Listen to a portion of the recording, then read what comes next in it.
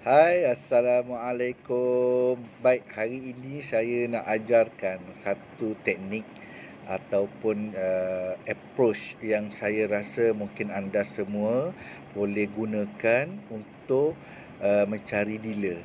Okey, mencari dealer dalam Tom Wow. Dan saya berharap perkongsian ini sedikit sebanyak boleh memberi kebaikan kepada anda semua. Okey. Baik, ramai orang WhatsApp, call, DM, PM dekat Facebook dan sebagainya bertanyakan, saya bagaimana nak close deal dealer ni? Okey, so apa yang biasa saya buat ialah saya buat tapisan. Bukan kata saya jumpa orang terus jadi macam jumpa orang terus jadi, tak juga. Tetapi saya nak mengurangkan risiko daripada reject, apa yang saya buat ialah saya buat tapisan. Baik, tapisan yang pertama sekali kalau kita nak cari ialah melalui rakan-rakan kita. Sebab rakan-rakan yang mengenali bagaimana kita bekerja, kita bercakap dan sebagainya. So benda itu adalah benda yang paling simple sekali yang anda semua boleh buat. Okey. So mulai hari ini cuba dulu dengan satu teknik, iaitu mula daripada cari daripada kontak anda. Okey. Cari daripada kontak anda seberapa ramai yang boleh, dan tuliskan, kalau boleh tuliskan atas kertas. Dan bila dah tuliskan tu, okey, you kena buat checking dia punya profile sikit. Okey. Yang pertama, tengoklah dia ni kerja sebagai apa. Yang kedua, dia ni jenis berkawan ke tak. Okey, jenis berkawan dengan ramai orang ke tak. Dia jenis mulut, kalau orang Kelantan kata mulut huha-huha gitu. Okey. Huha-huha ni mulut jenis bising. Okey, sebab orang yang mulut bising ni biasanya dia tidak ada masalah untuk bercakap dengan orang, dia nak mengajak orang. So bila jadi macam tu, sebenarnya dia memudahkan awak ataupun anda untuk close dia, dan dia akan bantu anda untuk mendapatkan klien untuk anda di bawah dia jugalah. Okey, itu yang pertama. Mulakan daripada kontak dan check profil dia lah. Dia menjual, dia ni jenis kalau dia kerja tetap, dia ada kerja tetap, tengok adakah dia ni ada juga yang jual masak ke apa ke yang part time dia. Jangan cari orang yang tak buat bisnes. Okey, sebab itu susah. Kita kena cari orang yang memang ada buat bisnes sampingan. Tak kira apa-apa sekalipun, asalkan dia ada kerja sampingan. Contoh jual apa lagi, jual produk kecantikan dan sebagainya, itu adalah prospek anda. Okey, itu adalah satu prospek yang bagus untuk anda pegang dan approach dia untuk jadi dealer. Okey, itu satu. Itu target market anda yang pertama. Target market yang kedua ialah anda pergi ke Facebook. Okey, ini cari dekat Facebook tu friend list anda, kalau boleh buka profil seorang-seorang. Buka profil seorang-seorang, tengoklah. Tapi janganlah approach orang-orang yang hebat dah. Tak. Jangan approach orang yang hebat. Sebab kalau anda pergi approach dengan orang hebat ni, sama ada anda di reject ataupun diterima ni, dia 50-50. Tapi keberangkalian sukarlah untuk di-close dia dengan orang-orang hebat ni. Contoh orang-orang yang yang biasa bagi talk dan sebagainya, itu akan jadi satu masalah. Okey. Contoh Alwi Adam ke kan, orang yang hebat ni, memang kalau kita pergi memang dia reject bodoh macam tu je. Okay, kemungkinan lah. So kita nak mengurangkan risiko macam tu, kita cari dulu daripada friend list kita, yang termasuklah kita kenal dan juga tak kenal. Tapi tak kenal pun kita selalu tengok dia punya post. Okay, dan dia ni selalu juga ada connection dengan kita. Dia like post kita, dia share post kita, dia komen post kita. Walaupun kita tak pernah jumpa dengan dia pun, dia ada buat macam tu. Dan kita pun buat benda yang sama. Okay. Sebab dekat Facebook ni sebenarnya satu target market yang cukup luas. Sebab mungkin dalam friends kita 5,000, tapi dalam 5,000 kita boleh cari lagi dekat kawan-kawan dia yang lain. So kita sendiri nak kena aktif dekat Facebook tu. Like, paling kurang like. Kalau kita rajin sikit, kita komen. Lepas tu kita share. Okay, share tu sebenarnya kalau kita tak nak orang lain nampak sekalipun, tak apa. Kita share dan kita hide kan untuk kita saja, only me. Okay, dan itu pun sebenarnya dah buat connection dengan dia lah. So itu adalah antara target market yang korang boleh carikan lah. IG saya tak pasti, TikTok pun saya tak pasti juga, sebab saya tak master kat sana lah. Saya main dekat Facebook je banyak. Okay. Sebab saya tak suka buat video. Gitu kan. Okey, baik. Kemudian bagaimana nak approach dia orang ni? Baik. Bila nak approach dia orang, janganlah korang terus WhatsApp ataupun kau terus ajak macam tu, tak boleh. Okey. Cara yang pertama anda boleh buat ialah call bertanya khabar dan ajak dia minum. Baik. Kebanyakan dealer-dealer yang saya jumpa ni, yang under saya, tak adalah ramai, seorang dua je dealer bawah saya ni, gebang je lebih kan. Okey. Biasanya apa yang saya buat ialah saya akan ajak dia orang pergi minum-minum. Baik. Ini cara saya Saya tak tahu berkesan ataupun tidak pada orang lain, tetapi ini yang saya selalu buat. So salah satu cara yang saya buat ialah saya akan ajak dia minum-minum. Jom kita mengeteh. Kalau dengan cikgu Ali dia mengopi kan. Okey, jom kita mengeteh dulu. Okey. So masa saya mengeteh, mengopi apa semua, saya tak lorak gaduh offer apa yang saya buat. Apa yang saya buat dengan dia ataupun perbualan yang saya buat dengan dia ialah saya bercakap soal macam mana kerja, saya bercakap pasal ekonomi. Okey, dan kadang-kadang saya pura-pura sibuk. Saya buat call kan. Waktu WhatsApp, sorry sekejap tengah nak jawab WhatsApp ni, ada orang nak Tuan Wow. So dia akan nampak yang kita ni, wah sibuknya kau ni buat bisnes apa start situ. Biasanya dia akan tanya pada kita, oh rupanya kau ni buat bisnes SIM card, okey ke? Itu salah satu approach yang saya gunalah. Saya pura-pura sibuk, saya pura-pura sebut yang sorry sekejap aku nak jawab dulu sekejap ni. Orang duk tanya pasal SIM card ni, rugi ni, duit ni. Sebut berkaitan duit tu. Memang saya buat benda ni. Dan beberapa orang dah tewas dengan kata-kata macam ni. Okey, itu yang pertama. Itu cara approach yang pertama lah, itu kawan. Approach yang kedua ialah kalau kita pergi dengan orang yang kita tidak kenal. Baik, kalau kita pergi dengan orang yang tidak kenal, sebenarnya apa yang tuan-tuan boleh buat, puan ajak dia berborak. Tapi sebelum nak ajak dia berborak tu, tuan kena tengoklah mood dia, keadaan dia macam mana, karakter dia macam mana, kena kaji semua tu. Sebab saya biasa dengan sales dan juga marketing, saya memahami karakter orang. Okey, tengok dari cara dia duduk, cara dia tenung, cara dia tangan duduk macam ni ke macam mana, itu memainkan peranan tu dalam kita buat judgement, dalam kita nak mengajak orang untuk berborak. Itu baru nak ajak berborak tu. Belum lagi nak pitching bisnes ke ataupun pitching pasal Tuan Wow ke, itu belum lagi. Tapi permulaan itu yang menjuruskan kepada perbualan seterusnya. So, apa yang saya buat, biasanya saya akan tengok, okey, kalau dia duduk dekat kaunter, tengok masa dia ambil duit orang, dia kira-kira, dia senyum tak? Ataupun orang sebut, terima kasih kak, terima kasih bang. Masa kita bayar kan, dia pun bagi duit baki ke apa semua. Terima kasih bang. Dia pun senyum, sama-sama, terima kasih datang. Okey, orang yang macam ni sebenarnya orang yang peramah. So bila peramah, pergi jumpa dengan dia. Okey, baik. Saya tak suka macam saya tak suka convertkan daripada user kepada dealer.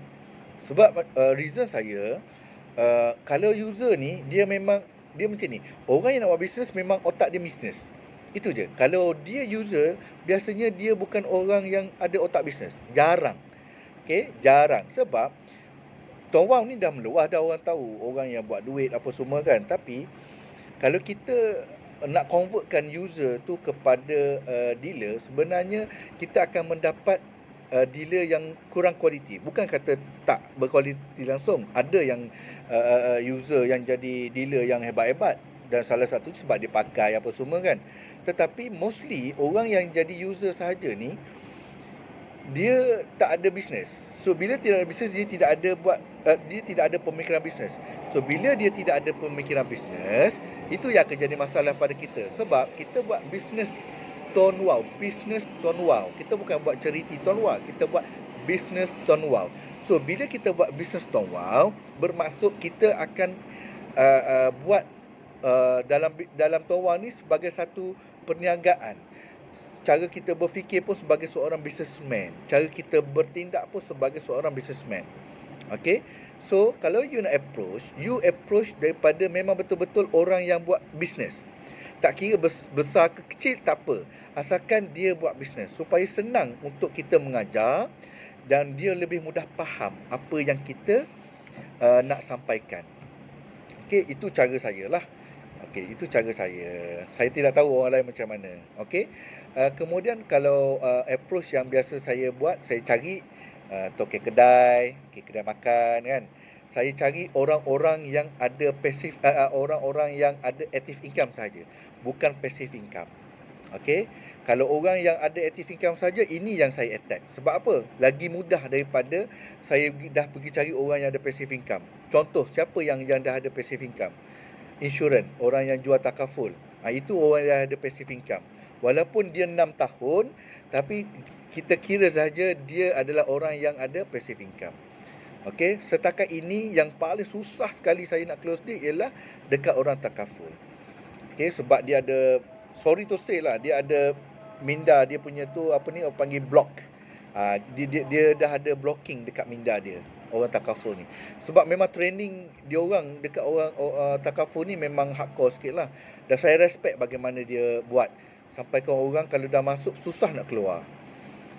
Macam tu. Kalau dia keluar tu mesti menyesal. Itu orang takaful. So saya approach orang-orang yang buat aktif. So bila orang yang buat aktif ni, orang yang jual apa lagi? Orang jual kosmetik, orang yang jual kek. Okay? Itu adalah orang-orang yang target market saya.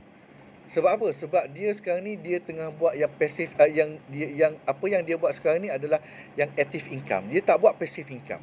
So bila jadi macam tu, itu adalah satu point yang kita boleh gunakan. Okay?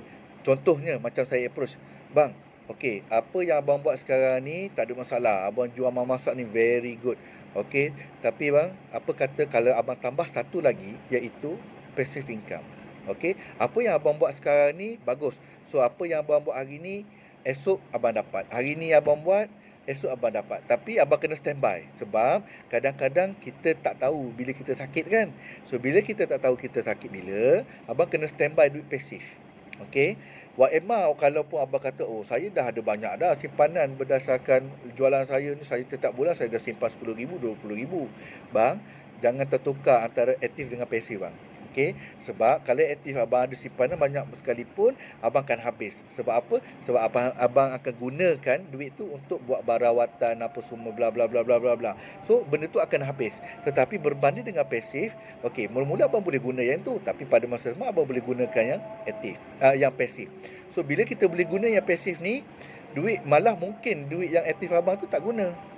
Okey, sebab orang yang mencari duit pasif ini adalah orang yang akan menyelamatkan ataupun orang kata sebagai satu backup plan bila income aktif dia stop. Abang, bila kita sakit, biasanya apa yang kita buat untuk bisnes income aktif, dia akan stop dan kita tak dapat dah lepas tu. Okey, so bila jadi macam tu, abang tak ada sumber pendapatan. Tapi kalau abang buat benda ni, walaupun secara part time, saya tidak suruh abang untuk buat secara aktif. Okey, abang tinggalkan apa yang abang buat sekarang ni. Tak ada. Saya tak nak abang buat macam tu. Okey, saya tak nak menjanjikan bulan dan bintang dalam bisnes ni, tetapi apa yang saya pasti, bulan dan bintang dalam bisnes Tuan Wah ni, dia akan memberi pulangan berdasarkan apa yang abang usahakan, dan dia adalah secara pasif. Saya terang macam tu. Okey, saya biasanya apa yang saya buat, saya pusing-pusing cakap tu panjang sikit sebenarnya. Nak cakap satu je, tapi saya menghuraikan lebih kurang 10 cerita, 10 situasi. Saya tidak condemn apa yang dia buat. Malah saya support, saya kata bagus. Cuma kalau ada tambahan, dan kita kena bagi tahu kepada prospek kita tu untuk jadi dealer ni, kenapa dia nak kena buat passive income dalam bisnes Tuan Wah. Macam tu. Saya approach yang jenis bercakap, saya memberi emosi dan saya bagi fear. Fear yang saya bagi tahu, apa jadi kalau abang sakit? Adakah income yang abang ada sekarang ni akan bagi kepada abang? Okey, duit tambahan ke apa semua. Mungkin dia akan jawab, tak apa, saya ada ejen je. Bang, bila kita buat apa-apa ni, kita tak boleh harapkan pada orang bang. Okay, even though dalam kita buat bisnes Tuan Wah sekalipun, masih lagi memang kita ada kena cari juga orang bawah untuk buat menambahkan income. Tapi sebenarnya kalau tak ada diorang pun, sebenarnya kita sendiri pun boleh buat. Abang bayangkan bang, kalau dengan 100 orang yang berdaftarkan, Yang saya rasa simple je bagi abang untuk dapatkan. 100 orang pun abang dah dapat lebih kurang 300-400 ringgit lah. Malah mungkin boleh 500-600 ringgit dah. Okey. Tapi kalau abang top up, abang cari orang 500 orang, itu pun abang dah dapat 3,000 4,000 yang secara aktif dia bagi duit kepada abang secara pasif. Dia aktif tu maksudnya apa? Dia top up dan abang akan dapat duit tu secara pasif. Setiap bulan 21 bulan abang akan dapat. Bang, bisnes ni memang cantik, memang best, memang terbaik bang. Sebab apa? Sebab kita berniaga dalam satu benda yang orang selalu guna bang. Okey, ini contoh ayat Okey, ini contoh ayat yang saya selalu gunakan. Bang,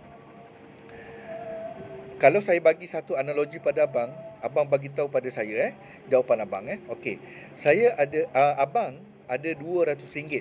RM200 saja abang ada sekarang. Tetapi dalam RM200 ada 3 benda abang kena bayar. Okey, benda yang pertama ialah abang kena bayar duit makan. Nilai harga makanan tu adalah RM100. Tak boleh kurang, tak boleh lebih. Harga dia tetap fix bernilai RM100. Yang kedua ialah takaful. Contoh ini takaful Takaful adalah bernilai RM100. Dan yang ketiga adalah duit bil telefon abang ni bernilai RM100. So daripada 3 perkara ni abang kena bayar hanya 2 saja. Dan biasanya abang tak akan tolak apa. Kalau macam saya, okey, sebelum dia menjawab melalut, saya akan jawab yang saya punya dulu. Supaya saya tak memberi ruang untuk dia berfikir ke depan sangat, keluar daripada kotak. Saya kata kalau macam saya akan tolak takaful dulu. Sebab apa? Yang pertama, saya akan bayar makan. Dan yang kedua, saya kena ada telefon. Okey? Telefon sekarang satu keperluan bang. Kalau abang tanya pada orang lain pun, benda sama dia akan jawab. Okey? Sebab macam saya sendiri, saya jumpa dengan orang, saya tanya benda yang sama je. Dan boleh dikatakan 10/10 dia orang tak akan bayar dekat takaful, tapi dia akan bayar dekat bil telefon. Betapa pentingnya telefon ni bang. So kita dalam Tuan Wow ni, kita involve dalam satu bisnes yang orang kata satu keperluan, satu kewajipan untuk dia orang ada, iaitu telefon. So bila kita dah berniaga dalam benda ni, bermaksud kita dah one step, orang kata, untuk dapat satu income yang unlimited. Tugas kita hanyalah memperkenalkan dan mengajakkan dia orang masuk dalam kita punya bisnes. Okey, dalam bisnes Tuan Wow lah, menggunakan SIM card Tuan Wow. Bang, satu lagi bang, ini ayat yang saya selalu gunalah. Abang sanggup tak abang berhutang dengan orang lain untuk bayar takaful? Tapi abang sanggup tak berhutang untuk bayar bil telefon? Saya kata, mostly yang saya jumpa pun sama, saya bagi tahu, dia orang tak sanggup untuk berhutang pergi bayar dekat duit takaful berbanding dengan bil telefon. Betapa pentingnya telefon dalam kehidupan seharian dia orang, sebab banyak benda yang dia orang boleh buat. Dia orang nampak bayar bil telefon, prepaid ke apa semua ni, dia orang nampak apa yang dia orang guna. Okay, dia boleh call, dia boleh WhatsApp lah apa semua untuk dia buat bisnes apa semua. Tapi kalau dia bayar takaful, ni contoh bukan saya nak condemn takaful, tak ada. Tetapi ini adalah sebagai contoh sahaja. Okey, bagaimana saya approach lah orang tak akan sanggup berhutang untuk pergi bayar takaful sebab benda tu benda tak nampak. Walaupun dia sedar macam mana sekalipun, dia tak akan berusaha untuk pergi bayar takaful.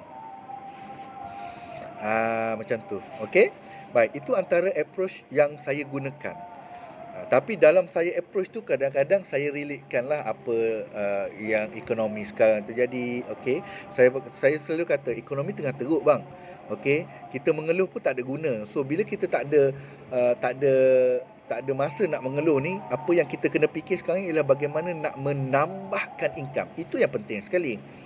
Okay, kita tahu ekonomi teruk. Kita tengok dengan RM100 tahun lepas, dengan RM100 tahun ini, tengok apa barang yang kita boleh beli. Kita tak perlu pergi 5 years ago, tak payah. 5 tahun lepas, sebelum COVID ke apa semua, tak payah. Abang tengok je tahun lepas dengan tahun ni. Okay, so apa yang kita boleh ubah sekarang, tak ada orang boleh ubah abang, melainkan abang yang ubah. Iaitu abang tambahlah pendapatan secara passive income.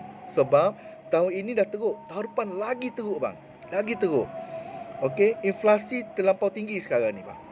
Okey, so bila inflasi tinggi ni, orang akan kemut duit tau bang.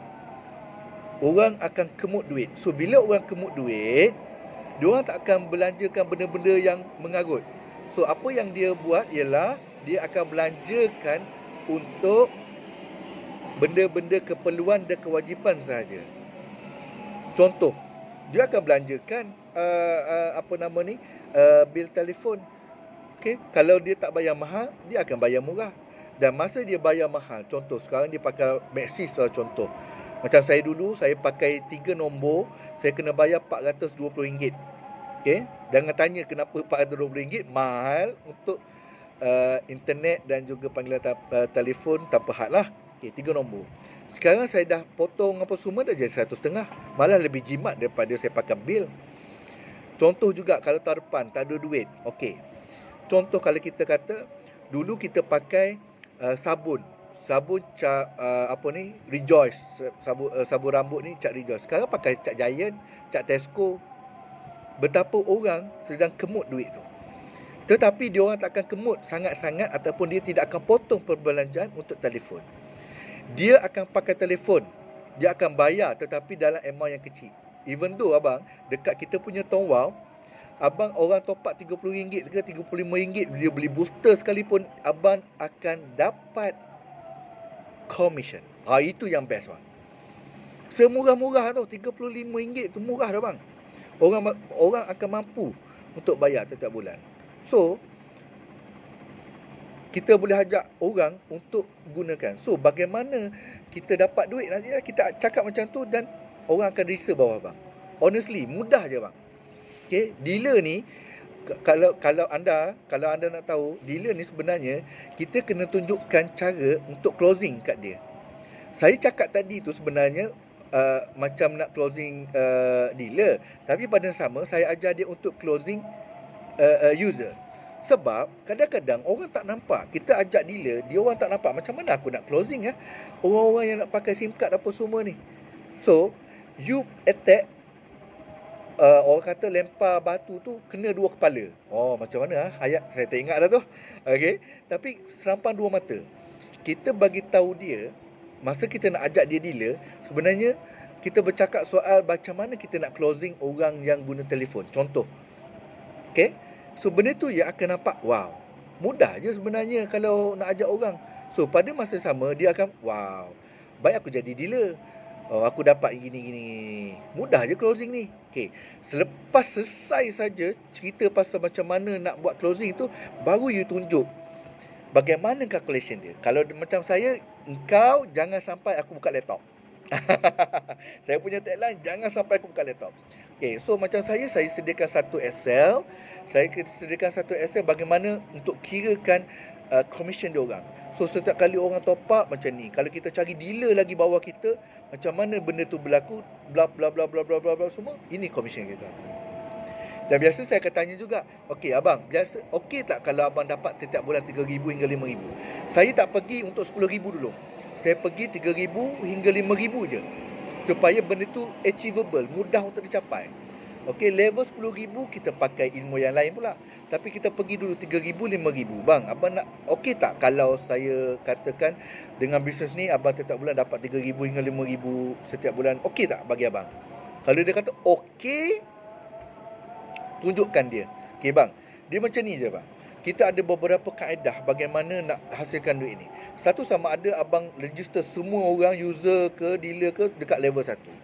Okey, ataupun tugas abang cari dealer saja, bawa abang dan abang train pula macam saya train abang sekarang. Okey, so kita olah daripada cerita-cerita tu. Okey, kita tunjukkan figure. Okey, point is you kena tunjuk figure supaya dia nampak, sebenarnya nak buat benda ni kena perlukan orang sebanyak ni. Macam saya tak akan tunjuk figure yang besar-besar, 1,000 orang, 2,000 orang, tak ada. Dia susah. Macam saya tulis macam mana? Okey, satu hari abang target 2 orang aja bang. Okey, kalau dia duduk kedai makan, dia ada kedai makan, cakap ke abang close user ni 2 orang je bang setiap hari. Okey, cuma abang kena pergi ke meja apa semua itu je.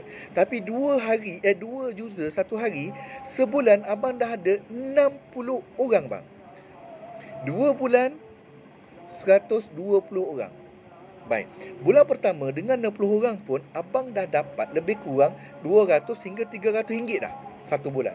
Itu bulan pertama. Bulan yang kedua, abang tambah lagi 60 orang. Let's say lah satu bulan tu dengan 60 orang ni abang dapat 200 ringgit. Okey, abang dapat abang dapat 200 ringgit lah contoh 200 ringgit satu bulan. Bulan yang kedua dapat lagi 200 ringgit sebab abang register 60 orang. Sebab abang konsisten 2. So abang akan dapat lagi 200 ringgit. So bulan lepas tu dah dapat 200, ini dapat 200, dah 400 ringgit. 400 ringgit ni dia akan berkembang pergi ke bulan 3. Kalau abang tak buat kerja bulan 3 pun 400 ringgit ni insya-Allah maintain asalkan dia top up. So kita tunjukkan figure tu daripada satu step ke satu step ke satu step supaya dia tak pening. Dia faham, oh sebenarnya mudah je nak buat ni. Okey? Baik, itu sahaja perkongsian saya. Nanti kalau ada tambahan apa-apa saya akan bagi tahu anda semua. Saya mungkin buat kelas ke macam mana lagi. Okey? Baik, Assalamualaikum warahmatullahi wabarakatuh.